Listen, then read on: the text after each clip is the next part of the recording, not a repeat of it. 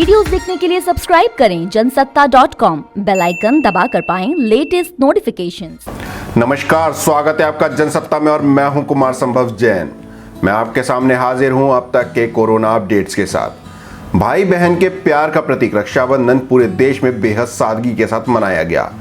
इस बार वो रौनक नजर नहीं आई जो अमूमन रक्षाबंधन के दिन दिखती है। केवल रस्म अदायगी ही हुई। कोरोना के चलते बाजारों में भी काफी कम चहल पहल दिखी। प्रवासी समाज ने भी परंपरागत तरीके से राखी का त्योहार मनाया। बहनों ने वीडियो कॉलिंग करके भाइयों की कलाई पर राखी बांधी और सिर्फ रस्म अदायगी की गई। दरअसल राखी का त्योहार इस बार घरों तक ही सिमटा नजर आया। बहुत कम महिलाएं अपने भाइयों को राखी बांधने के लिए घर से बाहर निकली। इस दौरान कुछ युवतियों ने डॉक्टरों को राखी बांधी और अपनी रक्षा करने का वचन लिया।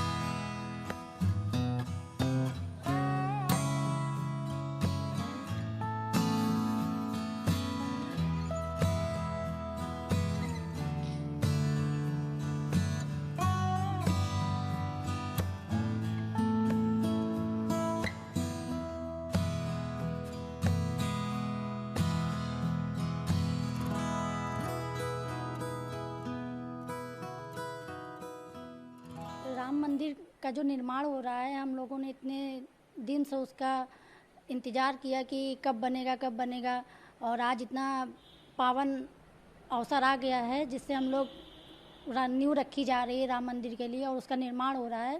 तो बस इसीलिए आज हम राम जी को राखी बांध के उन्हीं को अपना भाई मान के और सारे जगत का वही पालनहार करें।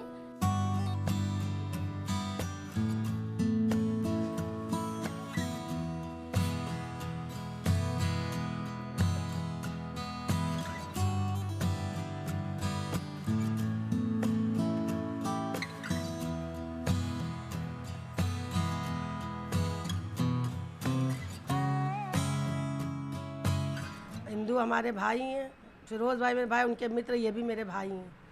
हम लोग वैसे ही मानते हैं अपने भाइयों की तरह।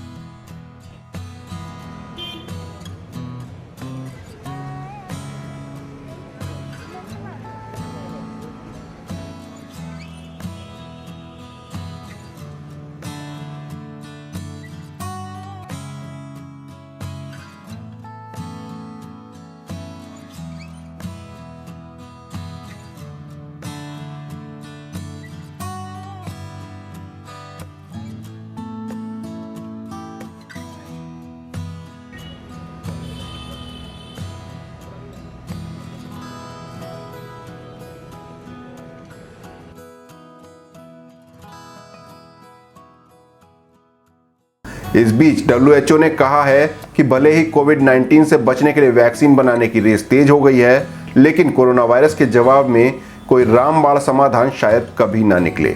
WHO ने यह भी कहा कि भारत जैसे देशों में ट्रांसमिशन रेट बहुत ज़्यादा है और अभी उन्हें काफ़ी लंबी लड़ाई के लिए तैयार रहना चाहिए। WHO के डायरेक्टर ने एक वर्चुअल प्रेस कॉन्फ्रेंस में कहा कि अभी इसका कोई रामबाण इलाज नहीं है और शायद कभी होगा भी नहीं। उन्होंने ये भी कहा कि अभी हालात सामान्य होने में और वक्त लग सकता है। 3 महीने पहले WHO की इमरजेंसी कमेटी बनी थी। इसके बाद से दुनिया भर में इन्फेक्शन के केस 5 गुना बढ़कर 1,75,00,000 हो गए हैं और मौतों का आंकड़ा 3 गुना ज्यादा 6,80,000 पहुंच चुका है। देश में नेताओं और उनके परिवार के सदस्यों का कोरोना पॉजिटिव होने का सिलसिला जारी है। अब कांग्रेस नेता पी चिदम्बरम के बेटे कार्ति चिदम्बरम संक्रमित हो गए हैं। उन्होंने ट्वीट करके होम क्वारंटाइन होने की जानकारी दी।